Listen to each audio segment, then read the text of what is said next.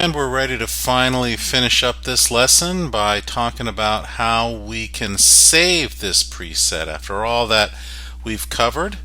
First of all, let's make sure everything is correct. You notice that the custom preset here, 1175 by 900 by 72 ppi, is exactly the preset that matches the details over here.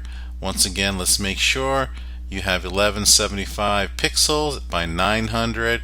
We have the landscape orientation, 72 PPIs, RGB. This needs to be white, and this last two will showcase display and square pixels.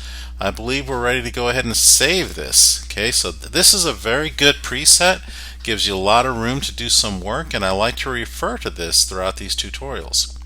Now, there is an icon here, an arrow going into an open box. I'd like for you to click on that, but at the same time, I'm going to ask you to highlight standard preset and copy it. So Command C if you're using a Mac, Control C if you're using Windows. Let's go ahead and click on this little icon here. And now you'll see that it'll take you to a different section called Save Document Preset. And where it says saved one, let's go ahead and paste standard preset. And you'll notice once again all the dimensions we've entered before. And let's go ahead and click Save Preset. And the preset now appears if you look at the menu. Okay, normally we would be looking at recent menu, and I haven't been speaking about the menu yet, but here I have. So if I want that preset again, the standard preset, I click on saved, and there it is right there. I double click, and it is right there again. So let's go back to where we were, create new, and click on the saved menu. There it is again. I had saved the 2000 by 2000 icon some time ago.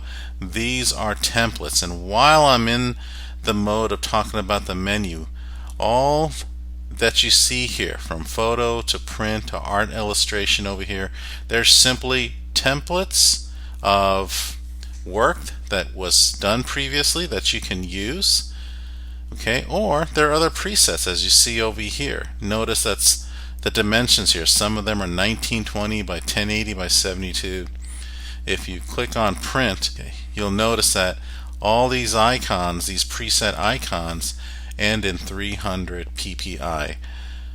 Alright, well, I think that just about concludes this lesson. Hope you enjoyed. I know it was long. It's going to be the longest lesson that we have here in the Photoshop course, but it was well worth it because now you're fully informed of the graphic details involved in good photoshopping. And so let's go ahead and continue to the next lesson.